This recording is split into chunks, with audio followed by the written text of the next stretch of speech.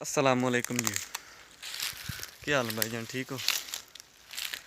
ਅੱਜ ਸਾਡੀ ਗੱਲ ਕਰਨ ਦਾ ਟਾਪਿਕ ਹੈ ਕਿ ਉਮਰ ਦੇ ਨਾਲ ਨਾਲ ਮੁਬੀਨ ਹਰ ਸ਼ੈ ਨੂੰ ਜਿਸ ਟਾਈਮ ਜਵਾਬ ਦੇ ਵੈਂਦੀ ਹੈ ਨਾ, ਗੋਡੇ ਗਿੱਟੇ ਗਿੱਟੇ ਅਰੇ ਬੁਰੜੇ ਕੋਲ ਬੈਠੇ ਓਠ ਮਾਰ ਕੇ ਮੁੱਕੇ ਹੋਏ ਹੁੰਦੇ ਨੇ।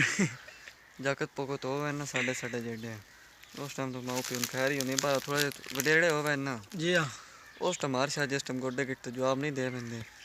ਬਸ ਸਾਡੇ ਪੰਜਾਬੀ ਕੀ ਆਦੇ ਨਾ, ਤੇਰੇ ਪਿਛਲੇ ਕਿਨਾਰਿਆਂ ਨੂੰ ਲੱਗ ਗਿਆ।